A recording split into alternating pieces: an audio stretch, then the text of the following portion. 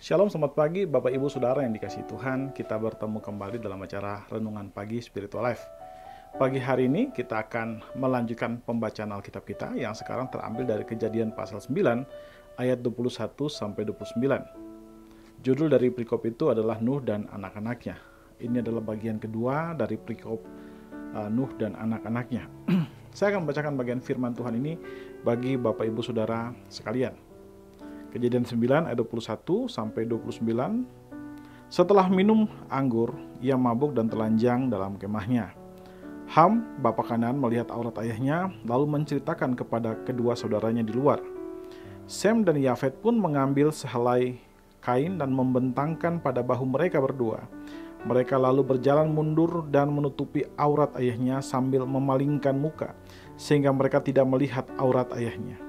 Ketika Nuh sadar dari mabuknya dan mengetahui apa yang dilakukan anak bungsunya, berkatalah ia, terkutuklah Kanaan. Ia akan menjadi hamba yang paling hina bagi saudara-saudaranya. Katanya lagi, terpujilah Tuhan, Allah Sem, biarlah Kanaan menjadi hambanya baginya. Kiranya Allah memperluas tempat kediaman Yafet, hendaklah ia tinggal dalam kemah-kemah Sem, dan Kanaan menjadi hamba baginya.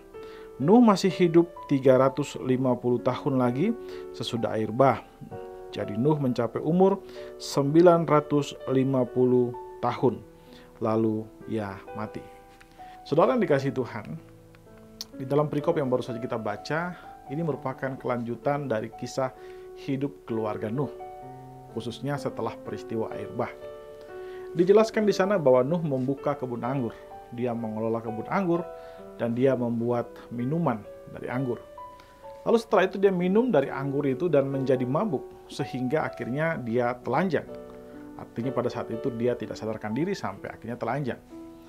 Saudara, ketika dia mabuk dengan keadaan demikian, Ham, anaknya, melihat ayahnya dan kemudian dia menceritakan kelemahan ayahnya itu atau kemalangan yang dialami oleh Nuh kepada kedua saudaranya.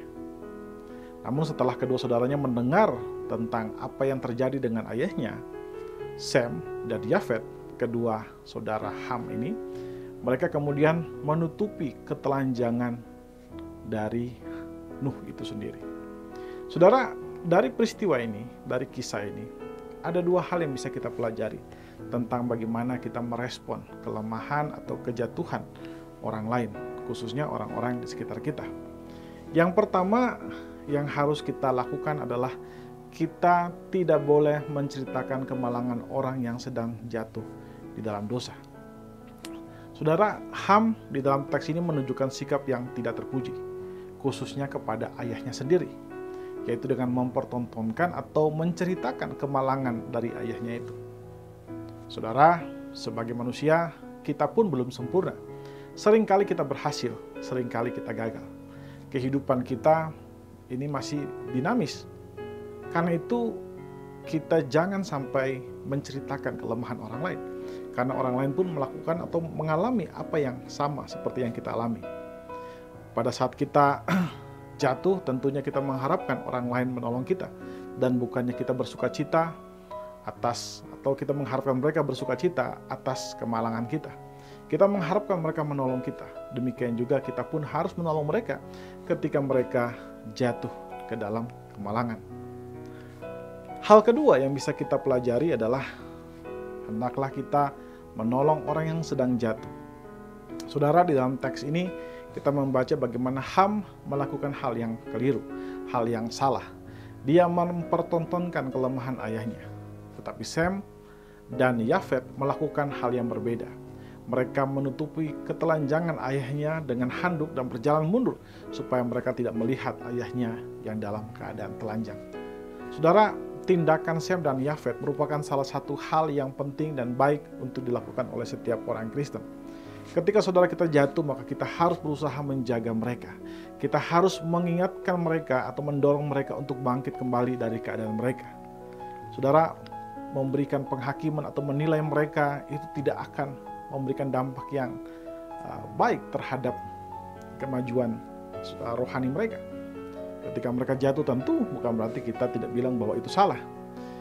Jauh lebih penting daripada kita menilai apa yang mereka lakukan adalah kita mendorong mereka untuk memperbaiki hidup mereka. Jadi saudara, renungan pagi hari ini kita belajar untuk memiliki sikap positif ketika teman kita atau keluarga kita atau orang-orang di sekitar kita mereka jatuh ke dalam dosa. Yaitu yang pertama, kita harus menghindar kebiasaan atau perilaku yang mengekspos atau menunjukkan atau menceritakan kejatuhan orang lain. Dan yang harus kita lakukan adalah kita belajar menolong serta mendorong mereka untuk bangkit dari kejatuhan mereka. Saudara, mari kita ambil waktu sejenak untuk merenungkan firman Tuhan yang baru saja kita dengarkan. Saudara, apakah saudara sudah berusaha membantu orang di sekitar saudara yang jatuh di dalam dosa untuk bisa bangkit kembali? Mari kita mengambil waktu sejenak untuk mendoakan hal tersebut. Berdoa meminta anugerah Roh Kudus memberikan kepada kita kemampuan agar kita dapat menolong orang yang sedang jatuh ke dalam dosa.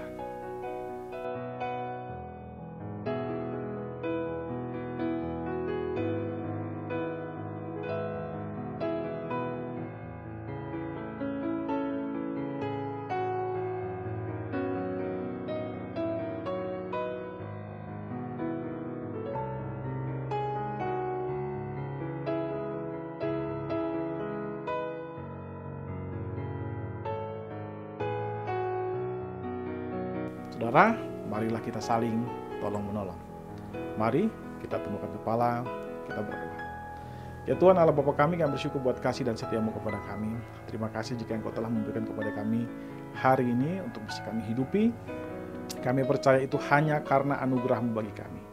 Kami juga berdoa menyerahkan firman Tuhan yang baru saja kami dengarkan. Kami belajar bagaimana kami harus merespon dengan tepat jika saudara-saudara kami mengalami kemalangan atau mereka jatuh dalam dosa.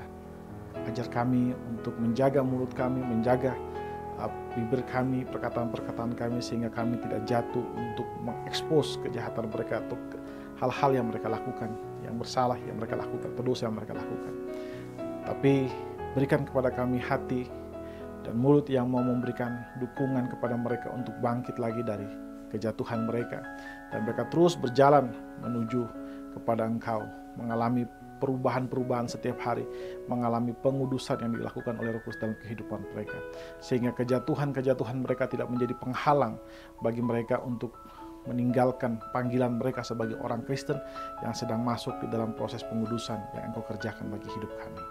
Terima kasih Bapa, kami menyerahkan hidup kami dalam tangan-Mu Tuhan. Di dalam hari ini pun apapun yang kami kerjakan, biarlah kami kerjakan untuk memuliakan nama-Mu saja. Di dalam nama Tuhan Yesus kami berdoa. Amin. Amin. Bapak Ibu Saudara yang dikasihi Tuhan, demikian renungan kita pada pagi hari ini. Selamat menjalani hari ini dan Tuhan Yesus memberkati Bapak Ibu Saudara sekalian.